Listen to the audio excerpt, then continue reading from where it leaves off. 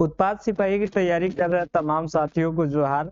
आज हम practice set second लेकर के आया हूँ, जिसका पूरा व्याख्या भी है और इनका जीवन परिचय भी है। तुलसीदास जी का है और क्षितिज भाग 2 का है।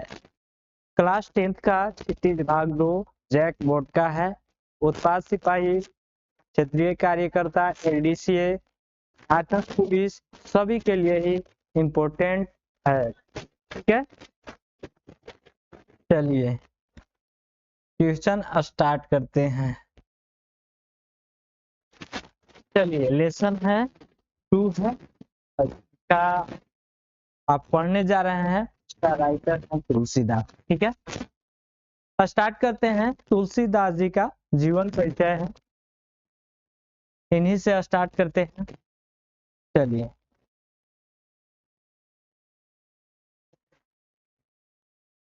तुलसीदास जी का जन्म उत्तर प्रदेश के बांदा जिले के राजापुर गांव में सन 1532 में हुआ था। तुलसीदास जी का जन्म कब हुआ था? तो 1532 ईस्वी। कहाँ हुआ था? तो बांदापुर जिले में, बांदा जिला कहाँ है? उत्तर प्रदेश। ठीक है, कुछ विद्वान उनका जन्म स्थान सोरो जिला एटा भी मानते हैं, यानी कि सोरो जिला एटा भी मानते हैं। कुछ विद्वानों को ऐसा मानना है। तुलसीदास जी का बचपन का बहुत ही संघर्षपूर्ण रहा। बचपन में बहुत ही इन्होंने संघर्ष किए हैं। जीवन के प्रारंभिक वर्षों में ही माता पिता से उनका विछोह हो गया था, यानी कि जीवन का प्रारंभिक वर्षों से ही उनका माता पिता का देहांत हो गया था। माता पिता छोड़कर चले गए थे। कहा जाता है कि गुरु के कृपा से उन्हें राम भक्ति का मार्ग मिला। ये क्वेश्चन एमसीक्यू में रिलेटेड और इसमें हम एमसीक्यू भी करा रहे हैं। ठीक है, राम भक्ति का मार्ग मिला, ये सब इंपॉर्टेंट क्वेश्चन है। वे मानव मूल्यों के उपासक कवि थे। भक्ति परंपरा में तुलसीदास अतुलनीय है। रामचरितमानस कवि की अनन्य राम भक्ति और उनके सृजनात्मक कौशल का मनोरम उदाहरण है। उनके राम मानवीय मर्यादाओं और आदर्शों के प्रतीक हैं, जिनके माध्यम से तुलसी ने स्नेहशील, विनय, त्याग जैसे उदात्त आदर्शों को प्रतिष्ठित किया। ठीक है, रामचरितमानस उत्तरी भारत की जनता के बीच बहुत ही लोकप्रिय रहे। जो रामचरितमानस रामायण है उत्तरी भारत में बहुत ही लोकप्रिय रहा। बहुत से लोग रामायण को बहुत ही पसंद करते हैं उत्तरी भारत में। मानस के अलावा कवितावली, गीतावली, दोहावली ये सब इनकी रचना है। ठीक है, रामचरितमानस के अलावा इन्होंने कवितावली, गीतावली, दोहावली, कृष्ण गीतावली, विनय पत्रिका इनकी रचना है, आदि उनकी रचना है। ठीक है, कौन कौन है? विनय पत्रिका, कृष्णावली 2, दोहावली 3, गीतावली 4 और कवितावली 5 और ठीक है, ये सब इनकी रचनाएं। अवधी और ब्रज दोनों भाषाओं पर इनका समान अधिकार था। अवधी भाषा और ब्रज भाषा दोनों का इनका क्या था? समान अधिकार था, मतलब दोनों के बारे में बहुत ही जानकार थे। सन 1623 में, कब इम्पोर्टेंट मानिएगा, सन 1623 में काशी में उनका देहावसान हो गया, यानी कि 1623 में काशी में क्या कर दिए? अपना कर दिए, यानी कि मृत्यु हो गया। ठीक है, कब मृत्यु हुआ था? तो 1623 में। कहाँ हुआ था? तो काशी में। ठीक है, तुलसी ने रामचरितमानस की अवधि में और विनय पत्रिका तथा कवितावली की रचना ब्रज भाषा में की है। कौन कौन सी रचना?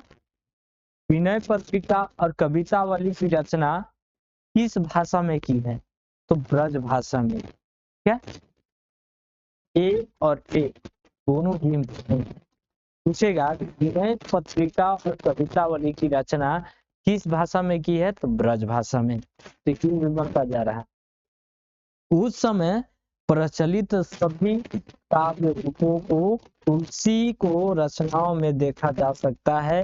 रामचरितमानस का मुख्य छंद चौपाई तथा बीच बीच में दोहे, सोरठे, हरिगीतिका तथा अन्य छंद पिरोए गए हैं। विनय पत्रिका की रचनाएं ये पदों में हुई है। किस चीज में हुई है, तो पदों में। इसका विनय पत्रिका का जो रचना है कौन सी पद में हुई है, तो ये पद में। यह सब इम्पोर्टेंट है, एमसीक्यू क्वेश्चन भी कराते जाएंगे। कवितावली में सवैया और कवि छंद की छट्टा देखा जा सकती है। ठीक है, उनकी रचनाओं में प्रबंध और मुक्त दोनों प्रकार के काव्यों का उत्कृष्ट रूप है। ठीक है, चलिए अब नीचे चलते हैं। रामायण यहाँ से शुरू होता है। देखिए रामायण क्या है। नाथ शंभु भजन निहारा, होये केहू दास हारा, आयसु काह कपिल किन मोहि, आई बोले मुनि को ही, सेवकु सो जो करे पाई, अरिकरनी करी करिए लड़ाई, सुनहु राम जेहि शिव धन तोरा, सहस बाहु सम स्वरूप मोरा, तो बिलकाऊ बिहाई समाजा, न तो मारे जय सब राजा, सुनि मुनि वचन मुस्काने, बोले कही माने, बहु धनुहि तोरी लरिकाई, कबहू ना असहे गोसाई, यही धनु पर ममता को ही हेतु, सुनी ऋषि कुल केतु, रे नृप बालक काल बस बोलत संहारा, अनुही सम त्रिपुरारी विदित सकल संसार। यानी कि इसका कहने का मतलब क्या है, इसका व्याख्या यहाँ पे दिया हुआ है। व्याख्या में क्या कहता है, परशुराम के क्रोध को देखकर श्री राम बोले, हे नाथ, शिव जी के धनुष को तोड़ने वाला आपका कोई एक दास होगा।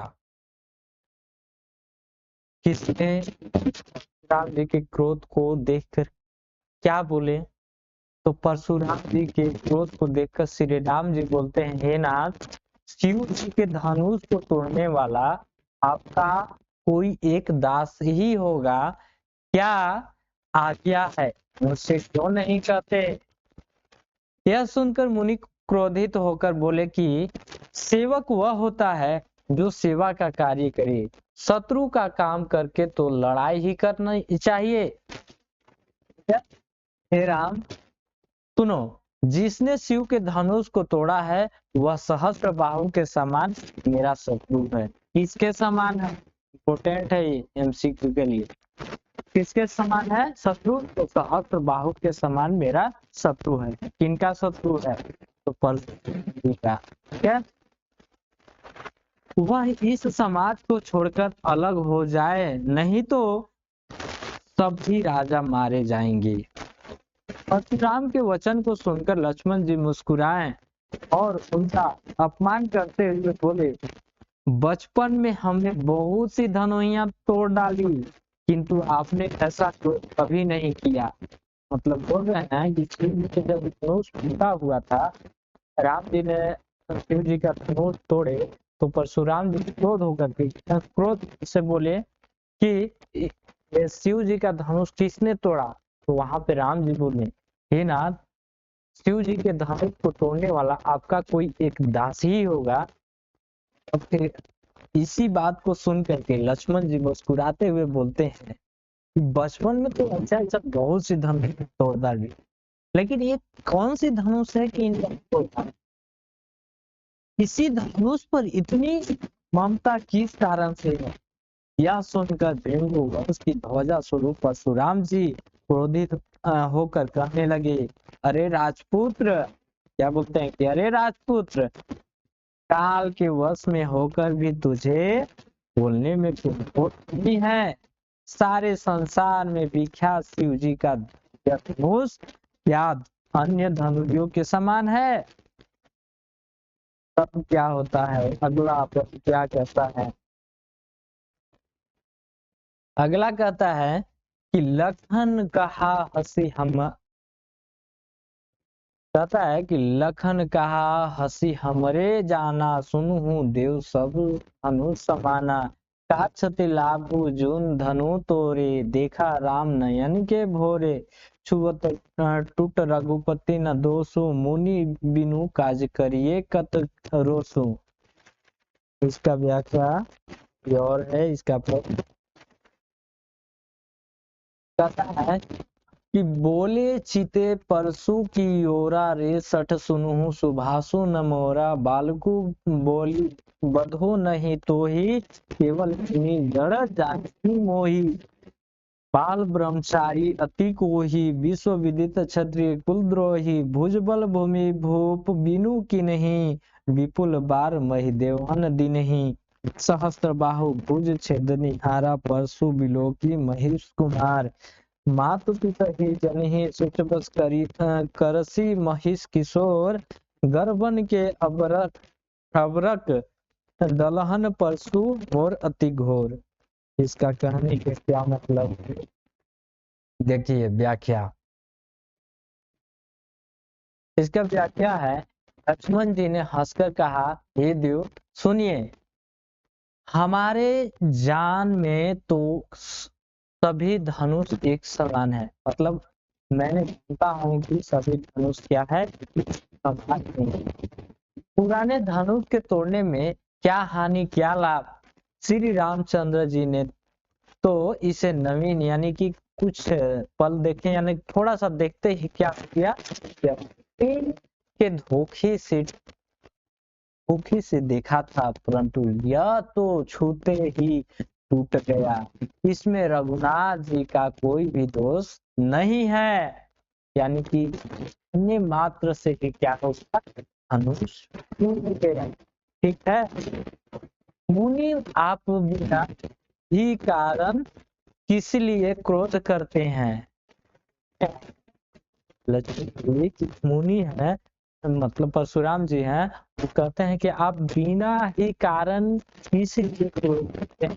आप किस लिए यहाँ पे गुस्सा कर रहे हैं? राम क्या बोलते हैं? परशुराम जी अपने फरसे की ओर देखकर बोले, अरे दुष्ट, तूने मेरा भाव नहीं सुना।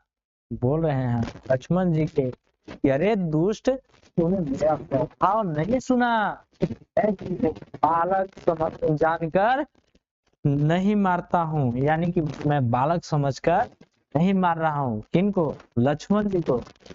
अरे मूर्ख, क्या तुझे मेरा वीरा मुनि ही जानता है? परशुराम जी, अरे मूर्ख, क्या तुझे मुनि ही समझ में आ रहा है? मैं मुनि हूँ, साधु संत हूँ।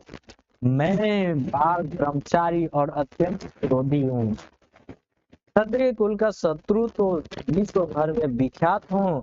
अपनी भुजाओं के बल से मैंने पृथ्वी को राजाओं से रहित कर दिया और बहुत बार उसे ब्राह्मणों को ले डाला। राजकुमार, सहस्त्र बाहु की भुजाओं को काटने वाले मेरे इस फरसे को देख, अरे राजा के बालक, तू अपने माता पिता को सोच के वश न कर। क्या फरसा बड़ा भयानक है, यह गर्भों के बच्चों का नाश करके वाला है या नाश करने वाला है।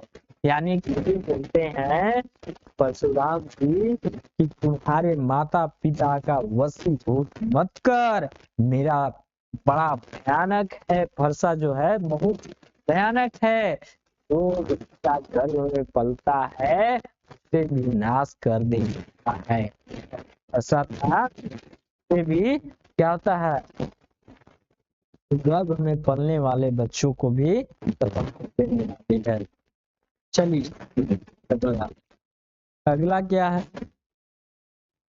कहता है टूनी टूनी मोही मोही दिखाओ कुठारू, चहत उड़ावन फूक पहाड़ू, यहाँ कुम्हड़े की बतिया को नहीं, जे तर्जनी देखी मारी जाहे। मतलब कहते हैं कि आप फूंक से पहाड़ उड़ाना चाहते हैं, चलिए ठीक है।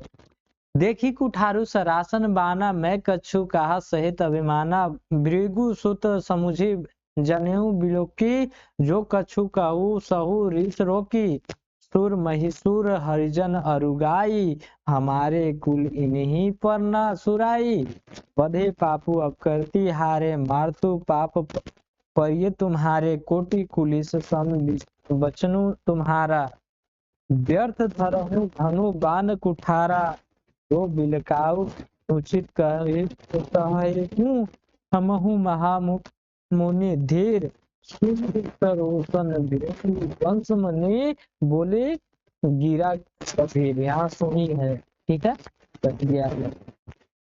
क्या कहता है,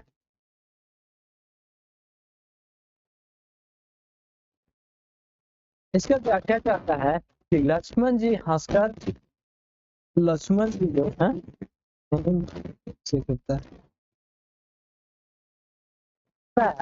कि लक्ष्मण जी हंसकर कोमल वाणी से बोले, अहो मुनि स्वरूप, ठीक है, आप अपने को बड़ा भारी योद्धा समझते हैं, तो जी आप अपने आपको बहुत बड़ा योद्धा समझ रहे हैं, बहुत बड़ा वीर समझ रहे हैं, बार बार मुझे कुल्हाड़ी दिखाते हैं, मतलब प्रति बोल रहे थे कोई भी बात फरसाई से निकाल, और लक्ष्मण कि आप जो बार बार कुल्हाड़ी दिखा रहे हैं, बार बार कहते कि मार देंगे, इसके बाद देखिए फूंक से पहाड़ उड़ाना चाहते हैं, यानी कि फूंक से आप पहाड़ को उड़ा देना चाहते हैं।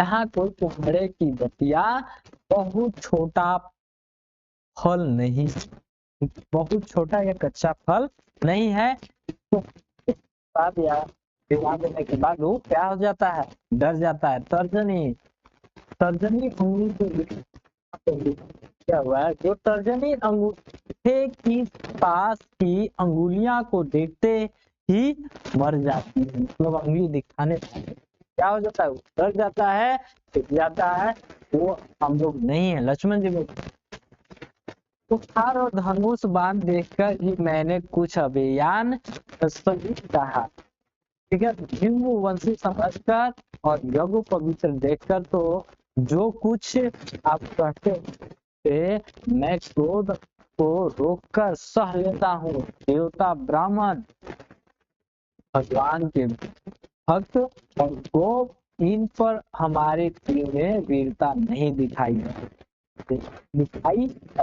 यानी कि बोल रहे हैं परशुराम की देवता ब्राह्मण नहीं, लक्ष्मण जी देवता ब्राह्मण पान और भक्त और गौ, मतलब गौ मतलब गाय ये सब होगा, गौ, इन पर हमारे कुल में क्या वीरता नहीं दिखाई जाती, मारा नहीं जाता है, ये सब के ऊपर नहीं जाता है या मारा नहीं जाता है, ठीक है, क्योंकि इन्हें मारने से पाप लगता है और ये हार जाने पर अप्रीति है, इसलिए आप मारे तो भी आपके पैर ही पड़ना चाहिए। आपका एक एक वचन एक करोड़ों वर्षों के समान है। धनुष बाण और कुठार तो आप व्यर्थी धारण करते हैं, इन्हें देखकर मैंने कुछ अनुचित कहा हो तो उसे ये धीर महामुनि क्षमा कीजिए। जी बोलते हैं कि मैं कुछ अनुचित बात बोला हूँ तो उसे क्या कीजिए, क्षमा कीजिए। यह सुनकर मनीष परशुराम जी क्रोध के साथ गंभीर बोले, वाणी बोले, ठीक है। चलिए आगे क्या है, कौशिक सुनहु मंद यहु बालकु कुटिल कालबस निज कुल घालकू, हानु वंश राकेश कलंकु, निपट निरंकुशु अबुध असंकु, काल कवलु होई छन माही, कहो पुकारी ओरी मोहि नाही, तुम हट कहू जो चहु उबारू, तुम्हारा कहीं प्रतापु बलु रोसु हमारा, जासु तुम्हारा, तुम ही अक्षत को बैरना पारा, अपने तुम अपनी करनी बार बहुबरनी, नहीं तो तुम कछु कहूँ, जन ऋष रोकु विकह दुख सहूँ, वीर वर्ती तुम धीर अक्षोभा, गारी देख न पाऊं शोभा, फूल समर करनी करही कहीं न जाना, वही अपू विद्वान रन पाए रिपु, कायक कथहि प्रतापु। यानी कहीं का मतलब क्या है, व्याकरण क्या है?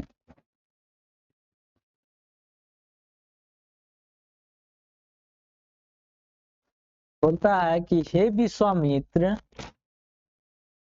हे विश्वामित्र सुनो, यह बालक बड़ा कुबुद्धि और कुटिल है, काल के वश होकर यह अपने कुल का घातक बन रहा है। ये बात कौन बोल रहे हैं? ये बात उन्हीं परशुराम जी बोल रहे हैं। बोल रहे हैं कि हे विश्वामित्र सुनो, यह बालक बड़ा कुबुद्धि और कुटिल है, काल के वश होकर यह अपने कुल का घातक बन रहा है। मतलब अपने कुल का क्या हो रहा है? घातक बन रहा है। यह सूर्य वंश रूपी चंद्र का कलंक है। यह क्या है? सूर्य रूपी चंद्र, सूर्य वंश रूपी पूर्ण चंद्र का कलंक है।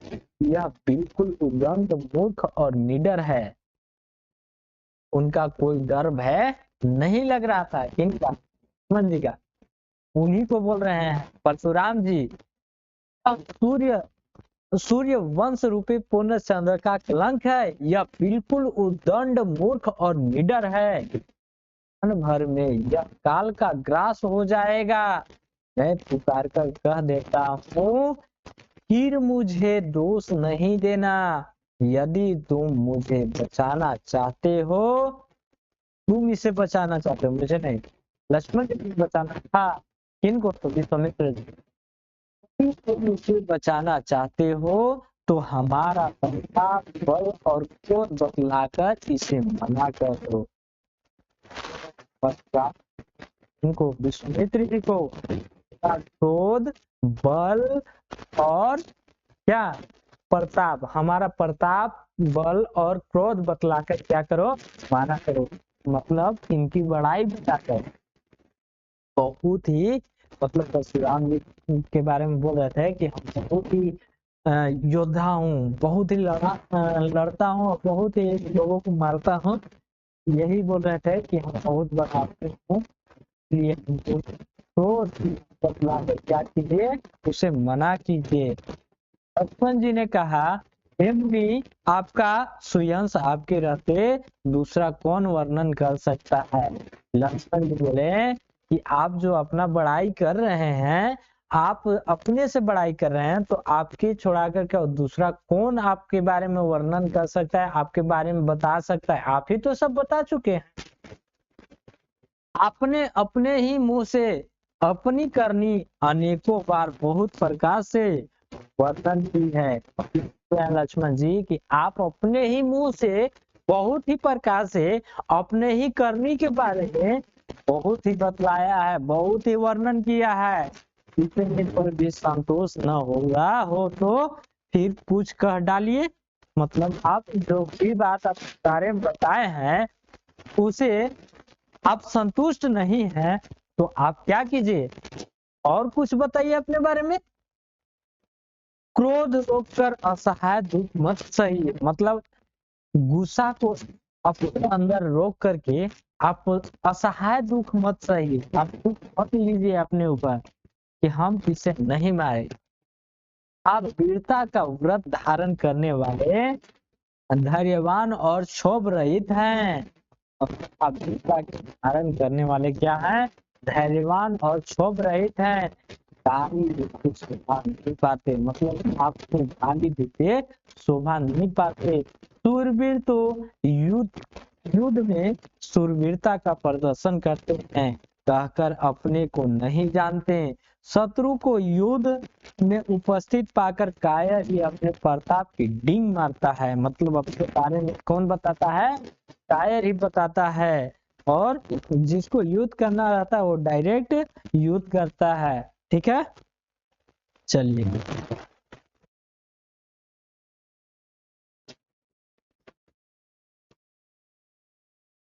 कहता है कि तुम तो कालू हाक जनेऊ लावा, बार बार मोही लागी बुलावा। सुनत लखन के बचन कठोरा, परसु सुधारी धरही कर घोरा।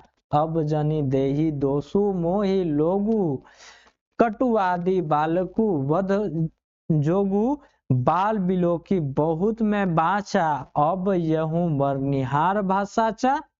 कौशिक कहा क्षमिया अपराध हो, बाल दोष गुण गनहि न साधु। खर कुठार में अक्रून को ही, आगे अपराधी क्रुद्ध रोही। उत्तर दे छोड़ो बिनु मारे, केवत कौशिक शील तुम्हारे। न तो यही काटी कुठार कठोरा, गुरही उरिन होते श्रम धोरे। चलिए आगे क्या है?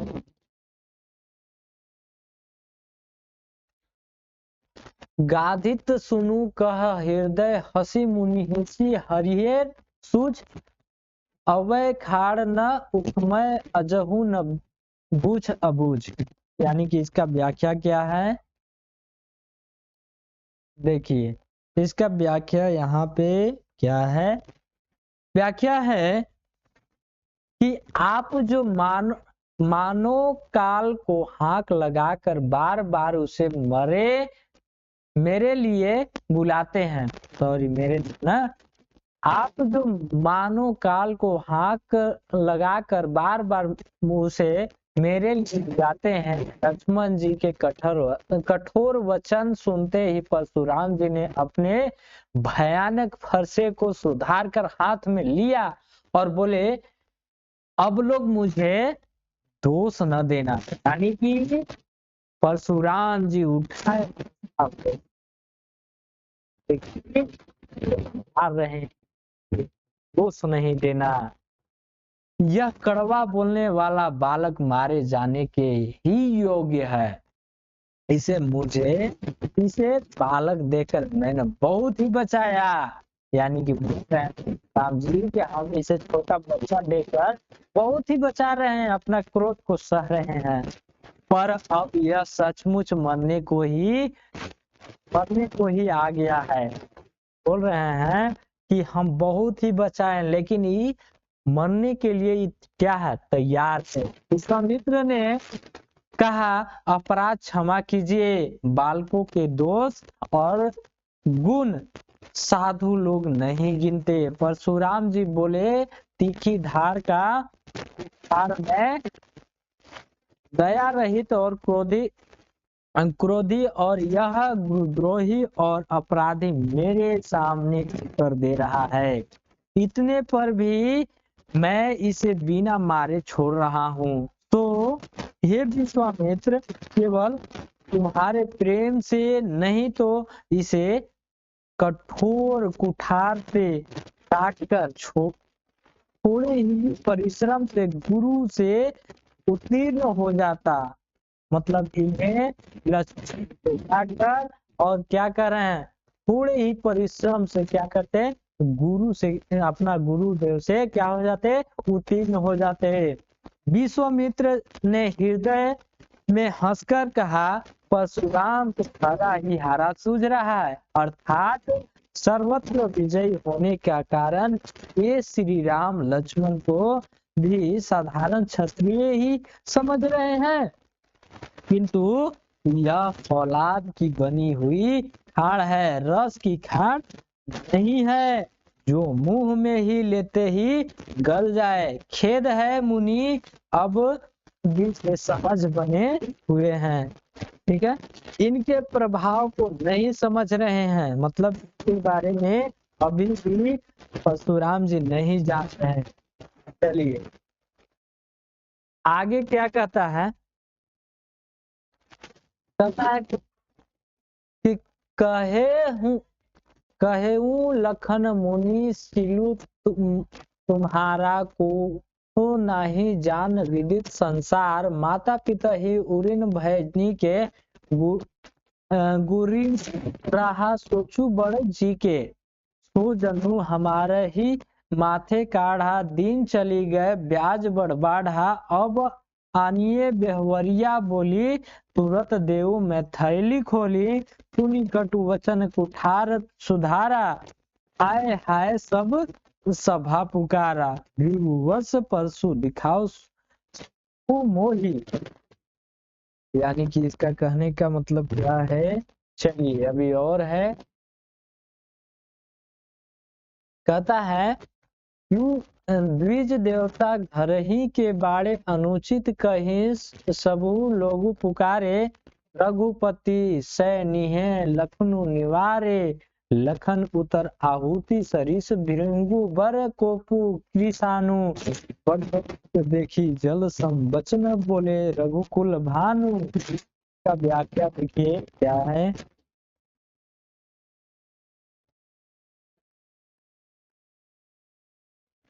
क्या क्या है कि लक्ष्मण ने कहा, कौन बोले, लक्ष्मण जी, हे मुनि आपके प्रेम को कौन नहीं जानता, वह संसार भर में प्रसिद्ध है। लक्ष्मण जी बोले कि हे मुनि आपके प्रेम को कौन नहीं जानता, वह संसार भर में प्रसिद्ध है। आप माता पिता से तो अच्छी तरह उत्तीर्ण हो गए हैं, अब गुरु का ऋण रहा, जिसका जी में बड़ा सोच लगा। वह माना हमारे ही मत्थे काढ़ा था, बहुत दिन बीत गए, इससे ब्याज भी बहुत बढ़ गया होगा। अब किसी हिसाब करने वाले को बुला लाइए, तो मैं तुरंत थैली खोलकर दे दूं। लक्ष्मण के कड़वे वचन सुनकर परशुराम जी ने कुठार संभाला, सारी सभा हाय हाय करने लगी। करके पुकार उठी।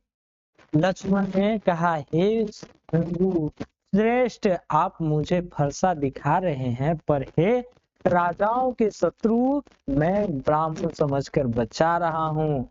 आपको कभी रणधीर बलवान वीर नहीं मिले हैं। हे ब्राह्मण देवता आप घर ही में बड़े हैं, यह सुनकर अनुचित है। ठीक है, कहकर सब लोग पुकार उठे। तब श्री रघुनाथ जी ने इशारे से लक्ष्मण जी को रोक दिया। यानी कि रघुनाथ जी किनको कह रहे हैं, राम जी को। उन्होंने क्या कर दिए, रोक दिए लक्ष्मण जी को। लक्ष्मण जी के उत्तर से जो आहुति के समान थे, परशुराम जी के क्रोध रूपी अग्नि को बढ़ते देख कर रघुकुल के सूर्यवंश श्री रामचंद्र जी जल के समान शांत करने वाले वचन बोले। ठीक है, ये रहा आपका शब्दार्थ, पूरा खत्म हो चुका है। इसके बाद चलेगा सारांश, इसके बाद एमसीक्यू प्रश्न। चलिए शब्दार्थ, तथा भंगनिहारा का मतलब क्या होता है, भंग करने वाला। रिसाई का मतलब क्या होता है, क्रोध करना। रिपु मतलब शत्रु। दीर्घायु मतलब अलग अलग होना। अवमानित अपमान करना। लड़काई मतलब बचपन में। परशु माने फरसा। कोही माने क्रोधी। महिदे मतलब ब्राह्मण। विलोक माने देखकर। अबरक माने अबरक मतलब बच्चा, अबरक बोले ना, अबरक मतलब बच्चा। महाभट ठीक है। मही मने धरती, कुठारू मने कुल्हाड़ा, पहड़े की बतिया बहुत कमजोर, तर्जनी मतलब अंगूठे के पास की उंगली, ठीक है। पुलिस कठोर, सरोस क्रोधी सहित, क्रोध सहित, ठीक ना। कौशिक विश्वामित्र, भानुवंश मैंने,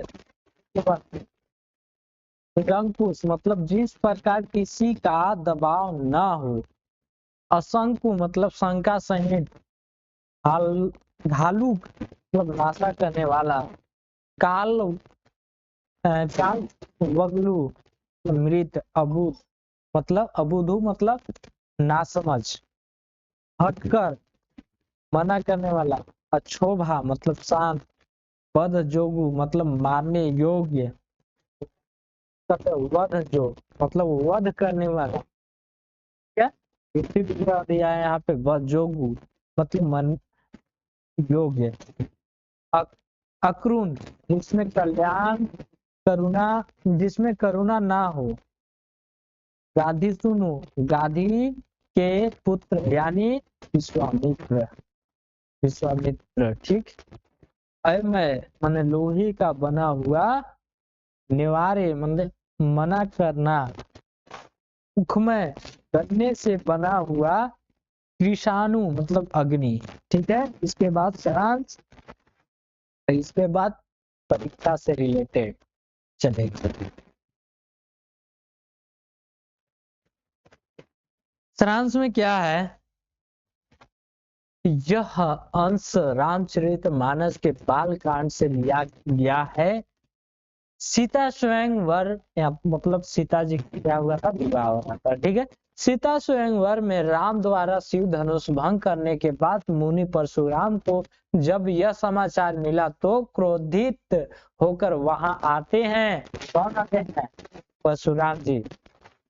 शिव धनुष को खंडित देखकर वे आपे से बाहर हो जाते हैं। राम के विनय और विश्वामित्र के समझने पर तथा राम के शक्ति की परीक्षा लेकर अंततः उनका गुस्सा शांत होता है। इस बीच राम लक्ष्मण और परशुराम के बीच जो संवाद हुआ उस प्रसंग को यहाँ प्रस्तुत किया गया। परशुराम के क्रोध भरे वाक्यों का उत्तर लक्ष्मण व्यंग वचनों से देते हैं। इस प्रसंगों की विशेषता लक्ष्मण की वीर रस की पगी व्योक्तियां और व्यंजन शैली की सरस अभिव्यक्ति है। चलिए नीचे अब देखते हैं एग्जाम से क्या हो चुका है, शब्दार्थ भी हो गया है, फिर से वही आ गया। चलिए परीक्षा से, और बहुत ही इम्पोर्टेंट है, आपको एसएम क्लासेस का बैच खरीदिए और इसमें आप लोग को सब चीज मिल जाएगा। वीडियो चाहिए जो भी चाहिए आपको मिल जाएगा, भी आ चुका है और सब चीज लोड हो चुका है, ठीक है, अपलोड हो गया है। चलिए प्रश्न स्टार्ट करते हैं। तुलसीदास का जन्म कब हुआ था, तुलसीदास जी का जन्म कब हुआ में भी दिया हुआ था सबसे हेडिंग में 1532 ईस्वी में। तुलसीदास जी का जन्म कहाँ हुआ था, तो इनका जन्म जो हुआ था बांदा जिले के राजापुर गांव में उत्तर प्रदेश, लेकिन अन्य कुछ यहाँ पे दे दिया है। अन्य मत के अनुसार तुलसीदास का जन्म स्थान कहाँ है, तो सोरोएटा जिला में, सोरोएटा जिला में। तुलसीदास के बचपन का नाम क्या था, तुलसीदास जी का बचपन का नाम क्या था। बचपन में सभी मनुष्य को किसी मनुष्य को घर का नाम कुछ और रहता है और बाहरी का नाम कुछ और रहता है, स्कूल में कुछ और नाम रहेगा और घर का नाम कुछ और रहता है। ठीक उसी प्रकार तुलसीदास जी का है। बचपन में इनको नाम था राम बोला और अब स्कूली शिक्षा होंगे तो इनका नाम हो गया था तुलसी। तुलसीदास के पिता का नाम क्या था, तो आत्माराम दुबे। तुलसीदास जी का पिता जिसका नाम आत्माराम दुबे था और तुलसीदास की माता का नाम तुलसी देवी था, ठीक है। तुलसीदास जी का माता का नाम तुलसी देवी और तुलसीदास जी के पिता का नाम आत्माराम दुबे। ठीक है। तुलसीदास के गुरु कौन थे? तुलसीदास जी का गुरु कौन थे? तो इनका गुरु थे नरहरिदास। नरहरिदास तुलसीदास के किसके भक्त थे? तुलसीदास जी किसके भक्त थे? तो श्री राम जी का। ठीक है। तुलसीदास की सर्वाधिक लोकप्रिय रचना कौन सी है? तो इनका जो रचना है सर्वाधिक लोकप्रिय है रामचरितमानस। रामचरितमानस की भाषा की रचना है? तो अवधी भाषा की रचना है। तुलसीदास किन दो भाषाओं में समान रूप से लिखते हैं? तो ब्रज तथा अवधी। परशुराम ने किसे गुरुद्रोही और अपराधी कहा है? तो लक्ष्मण को। ठीक है। चलिए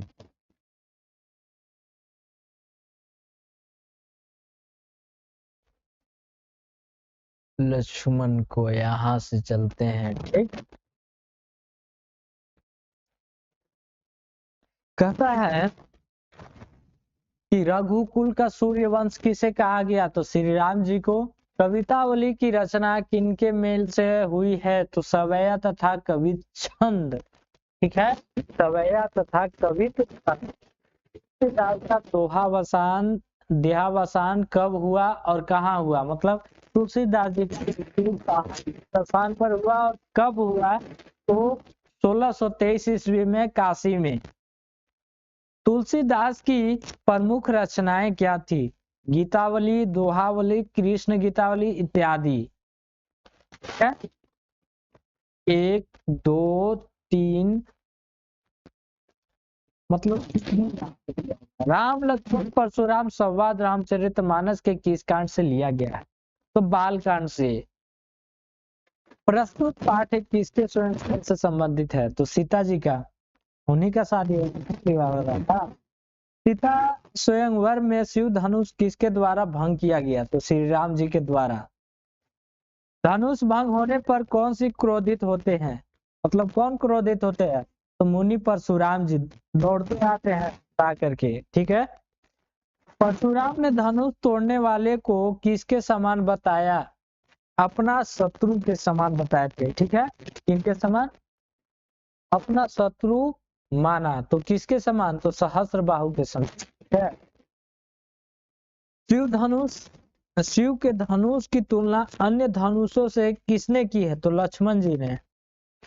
परशुराम के पास कौन सा शस्त्र था? तो फरसा। चौपाई में किसे भृगु वंश की संज्ञा दी गई है? तो परशुराम को। राम तथा लक्ष्मण के गुरु कौन थे? तो विश्वामित्र जी।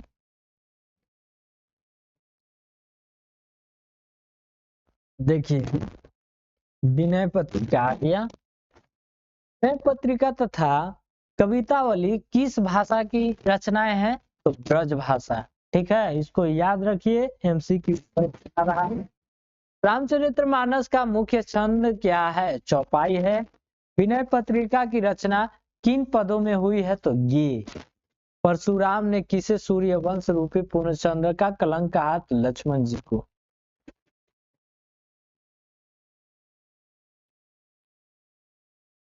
मैं बाल ब्रह्मचारी अत्यंत क्रोधी हूँ, किसका कथन है? तो परशुराम जी का कथन। ठीक है। परशुराम जी का कथन है।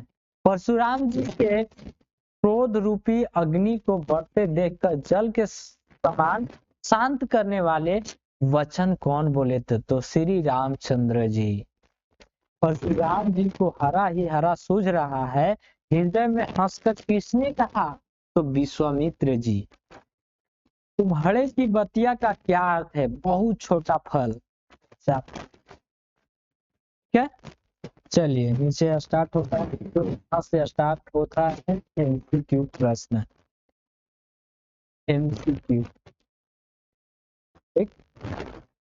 यहाँ आपको एमसीक्यू है और आप लोग आप लोग और वीडियो को भी नहीं पढ़े होंगे, पीछे कर करके देख लीजिए। स्टार्ट करते। तुलसीदास का जन्म कब हुआ था?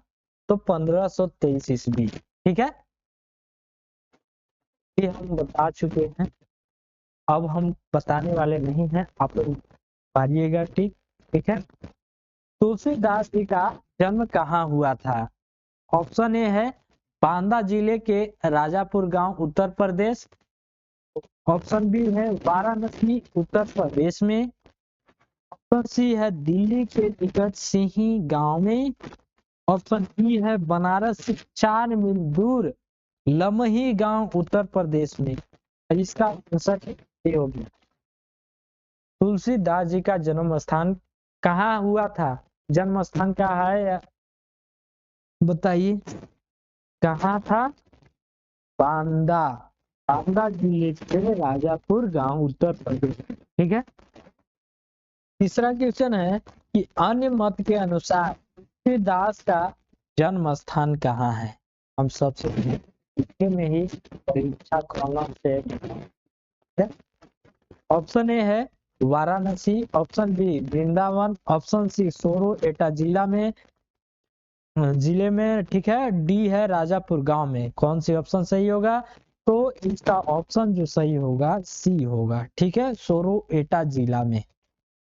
चलिए क्वेश्चन नंबर 4 कहता है कि तुलसीदास के बचपन का नाम क्या था? तुलसीदास जी का बचपन का नाम क्या था? तो इस पर परीक्षा आए थे। 4 नंबर बताइए, परीक्षा से रिलेटेड है।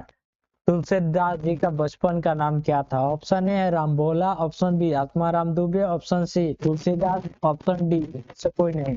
तो इसका जो आंसर होगा वो होगा रामभोला। बचपन का नाम रामभोला था। ये जो है आत्माराम दुबे इनके पिताजी का नाम है तुलसीदास जी का। ठीक है, तुलसीदास जानिए रहे हैं। 5वां नंबर क्वेश्चन कहता है कि तुलसीदास के पिता का नाम क्या था? अभी तुरंत जस्ट ही बता तुलसीदास जी का पिता का नाम क्या था, अभी तुरंत बताए हैं, यहाँ पे टिक भी मार चुके हैं। ऑप्शन ए है आत्माराम दुबे। ऑप्शन बी है सियाराम दुबे। ऑप्शन सी है आत्माराम पांडुरंग। ऑप्शन डी है राम विलास तिवारी। बताइए कौन सा ऑप्शन सही होगा? इसका जो ऑप्शन सही होगा वो आत्माराम दुबे ये होगा। ठीक है। 6वां क्वेश्चन कहता है कि तुलसीदास की माता का नाम क्या था? तुलसीदास जी का माता का नाम क्या था? Option A Ramabai. Option B Hulsi Devi. Option C Yashoda. Option D Ratna. बताइए तुलसीदास जी का माता का नाम क्या था? तो हुलसी देवी था। ठीक है। चलिए 7वां क्वेश्चन है तुलसीदास के गुरु कौन थे? ऑप्शन ए है रामानंद। ऑप्शन बी है राघवानंद। ऑप्शन सी है नरहरिदास। ऑप्शन डी है सूरदास। तुलसीदास जी का गुरु जी का नाम क्या था? उनके गुरु का नाम क्या था? तो उनका गुरु का नाम नरहरिदास यानी कि सी नंबर होगा। 8वां नंबर कहता है कि तुलसीदास किसके भक्त थे? Option A Shri Ram. Option B Shri Krishna. Option C Vishnu. Option D Shiv. बताइए तुलसीदास जी हैं किनके भक्त थे? तो तुलसीदास जी थे श्री राम जी का भक्त, यानी कि 8वां का एक। 9 नंबर क्वेश्चन। 9 नंबर क्वेश्चन कहता है कि तुलसीदास की सर्वाधिक लोकप्रिय रचना कौन सी है? Option A Gitavali. Option B Ramlala Nehru. Option C Hanuman Bahuk. Option D Ramcharitmanas. बताइए कौन सा ऑप्शन सही है? तुलसीदास की सर्वाधिक लोकप्रिय रचना कौन सी है? रचना हम वहां पे आपको घेरा मार दिए थे कि कौन कौन सी रचना है और कौन है सर्वाधिक रचना। आप बताइए कौन सी होगा ऑप्शन?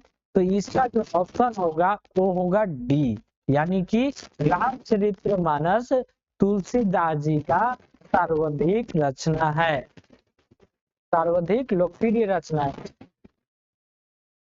10वां नंबर क्वेश्चन कहता है कि तुलसीदास ने रामचरितमानस की रचना किस भाषा में की है?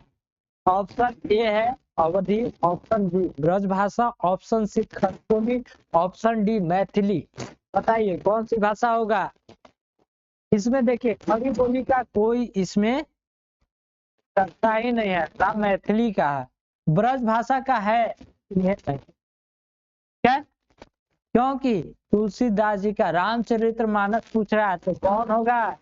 ये होगा ई, 10 का ई, अवधि। ठीक है, अवधि। 11 नंबर क्वेश्चन कहता है कि तुलसीदास ने किन 2 भाषाओं में काव्यों की रचना की है? ऑप्शन ए है ब्रज तथा अवधि, ऑप्शन बी है ब्रज तथा खड़ी बोली, ऑप्शन सी है अवधि तथा मैथिली, ऑप्शन डी है इनमें से कोई नहीं। कौन सा ऑप्शन सही होगा? तुलसीदास ने किन 2 भाषाओं में काव्यों की रचना की है? तो 2 भाषा जो था ब्रज तथा अवधि, यानी कि ऑप्शन ए। चलिए अगला है 12 नंबर क्वेश्चन, विनय पत्रिका तथा कवितावली किस भाषा की रचना है? विनय पत्रिका तथा कवितावली किस भाषा की रचनाएं हैं? ऑप्शन ए है खड़ी बोली, ऑप्शन बी है ब्रज भाषा, ऑप्शन सी अवधि, ऑप्शन डी है मैथिली। मैथिली का इसमें कोई जिक्र ही नहीं है, अवधि का है, खड़ी बोली का नहीं है। तो इसमें पूछ रहा है कि विनय पत्रिका तथा कवितावली तो ही वो है। ठीक है, विनय पत्रिका है और कवितावली, इसकी रचना किस भाषा में की गई है? तो ब्रज भाषा में, अवधि नहीं होगा। ठीक है, नंबर क्वेश्चन कहता है कि रामचरितमानस का मुख्य छंद कौन सा है? ऑप्शन ए चौपाई, ऑप्शन बी चौथा, ऑप्शन सी दोहा, ऑप्शन डी रस। कौन सा ऑप्शन सही होगा? रामचरितमानस का मुख्य छंद कौन सा है? तो मुख्य छंद जो है चौपाई है, ऑप्शन नंबर ए होगा। ठीक है, 13 का ए। 14 से चलते हैं।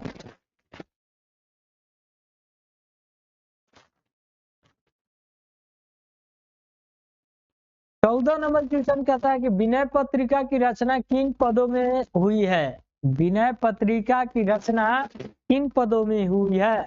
ऑप्शन ए सवैया, ऑप्शन बी कवित, ऑप्शन सी ये, ऑप्शन डी चौपाई। कौन सा पद होगा? तो विनय पत्रिका की रचना हुई है वो गे पद में हुई है, ऑप्शन नंबर सी 14 का। 15 नंबर क्वेश्चन कहता है कवितावली की रचना किनके मेल से हुई है? किनके मेल से हुई है? कवितावली की रचना किसके मेल से हुई है? ऑप्शन ए सवैया तथा कवित छंद, ऑप्शन बी सवैया तथा सोष्ठा छंद, ऑप्शन सी कवित तथा अपर छंद, ऑप्शन डी है सवैया तथा रोला छंद। सही है, कौन सा ऑप्शन सही होगा? जो ऑप्शन सही होगा 15 का, कवितावली की रचना हुई है किनके मेल से हुई है? सवैया तथा कवित छंद के मेल से हुई है। पता है कि तुलसीदास की मृत्यु कब हुई थी? ऑप्शन ए है 1623 में, ऑप्शन बी है 1613 में, ऑप्शन सी है 1633 में, ऑप्शन डी है 1643 में। इसका ऑप्शन कौन सा सही होगा? तुलसीदास जी का मृत्यु कब हुई थी? तो इसका आंसर जो होगा 1623 ईस्वी, यानी कि ऑप्शन नंबर ए। चलिए 17 नंबर क्वेश्चन क्या कहता है कि तुलसीदास की मृत्यु कहाँ हुई थी? ऑप्शन ए है दिल्ली, ऑप्शन बी है मगहर, ऑप्शन सी है काशी, ऑप्शन डी है मथुरा। सारांश में भी बताए थे और परीक्षा कॉर्नर में भी बताए थे और सबसे फर्स्ट में भी हम बताए थे। तो इनका मृत्यु कहाँ हुई थी? तो तुलसीदास जी का मृत्यु काशी में हुई थी। किस जगह पे? तो काशी। ऑप्शन नंबर सी 17 का। 18 नंबर क्वेश्चन क्या कहता है कि तुलसीदास जी में कौन सी प्रमुख रचनाएं हैं? Option A Dohavali, option B Krishna Gitavali, option C Gitavali, option D ये सभी। बताइए तुलसीदास की इनमें कौन सी प्रमुख रचनाएं हैं जो? बताइए कौन सा ऑप्शन सही होगा? तो सभी होगा, दोहावली भी हो गया है, कृष्ण गीतावली भी हो गया है, गीतावली भी होगा। ठीक है, option number D. 19 number question. 19 number question कहता है कि राम लक्ष्मण परशुराम संवाद रामचरितमानस के किस कांड से लिया गया है? तो ऑप्शन दिया हुआ है आपको। ऑप्शन ए है बालकांड, ऑप्शन बी है अयोध्या कांड, ऑप्शन सी है उत्तरकांड, ऑप्शन डी है लंका कांड। बताइए, रामचरित जो राम लक्ष्मण परशुराम संवाद रामचरितमानस के किस कांड से लिया गया है? तो बाल कांड से लिया गया। ऑप्शन ए होगा सही। 20 नंबर क्वेश्चन कहता है कि प्रस्तुत पाठ किसके स्वयंवर से संबंधित है? उर्मिला के, ऑप्शन ए में है उर्मिला के, ऑप्शन बी कौशल्या के, ऑप्शन सी है सीता के, ऑप्शन डी है कैकेयी के। बताइए किसके स्वयंवर से संबंधित है? तो option number C Sita ji के ना। 21 नंबर क्वेश्चन क्या कहता है कि धनुष भंग होने पर कौन क्रोधित होते हैं? धनुष भंग होने पर मतलब धनुष को टूटने पर कौन क्रोधित? ऑप्शन ए है मुनि परशुराम, ऑप्शन बी है श्री राम, ऑप्शन सी है लक्ष्मण, ऑप्शन डी है राजा जनक। बताइए कौन सा ऑप्शन सही होगा?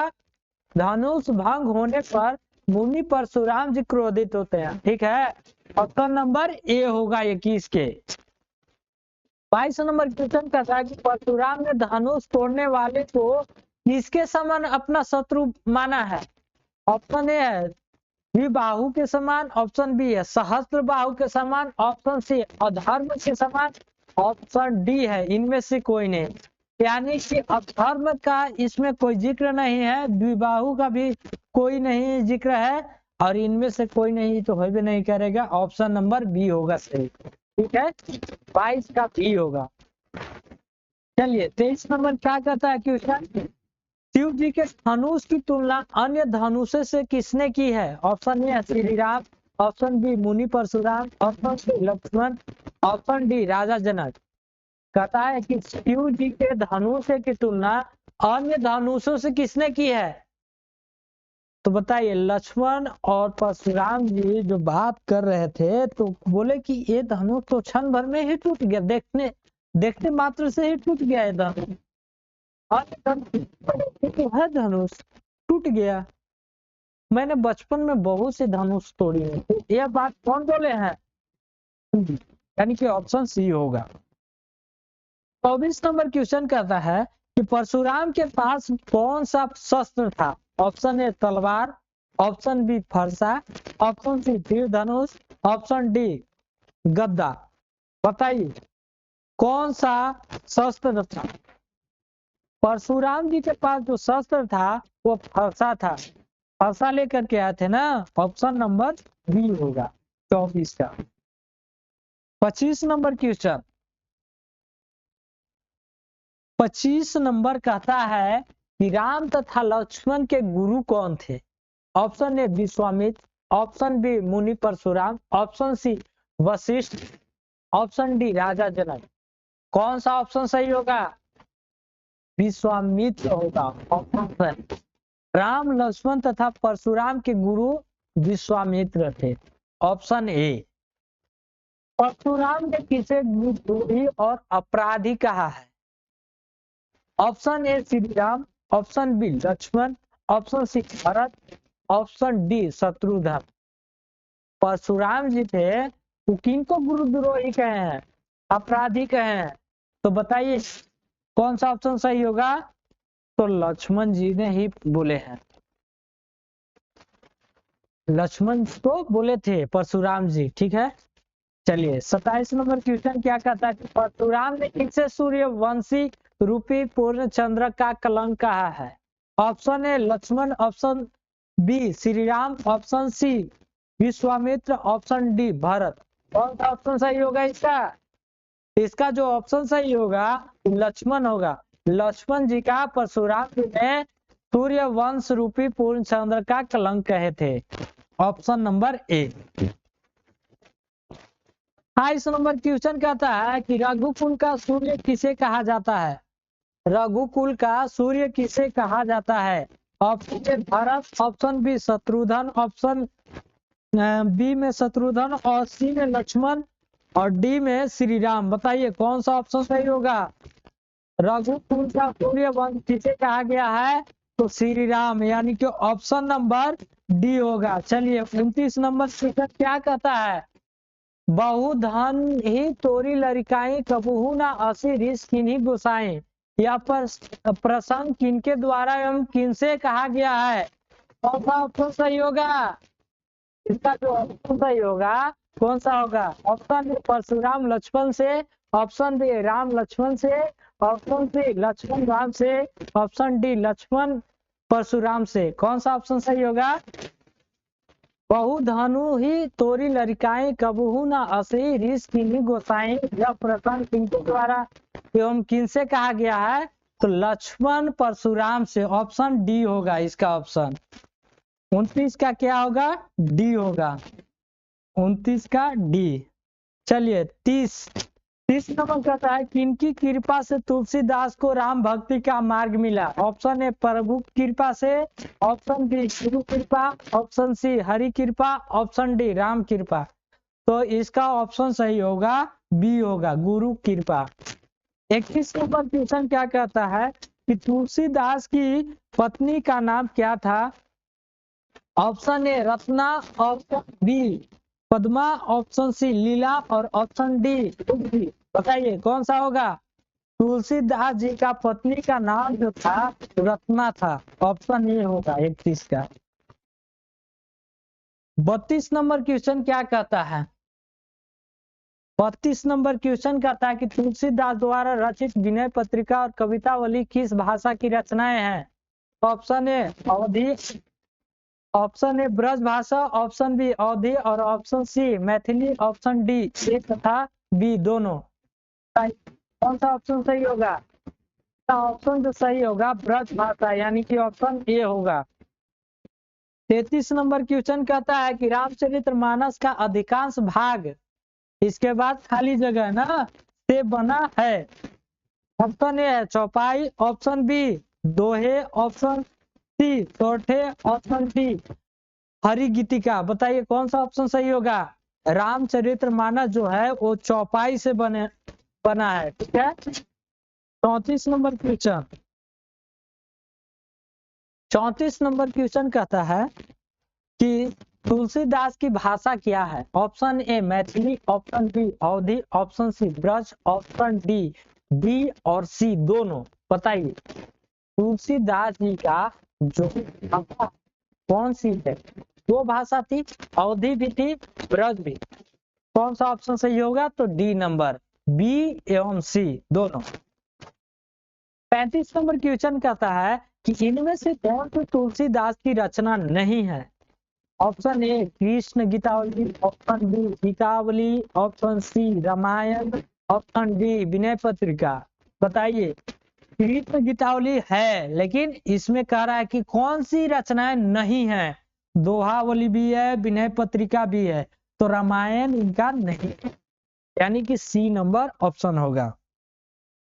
36 नंबर कहता है कि तुलसीदास के आराध्य देव कौन थे? Option A Shri Krishna, option B Niranjeshwar, option C Dashrath Shri Ram, option D Shiv. बताइए तुलसीदास जी का आराध्य देव कौन थे?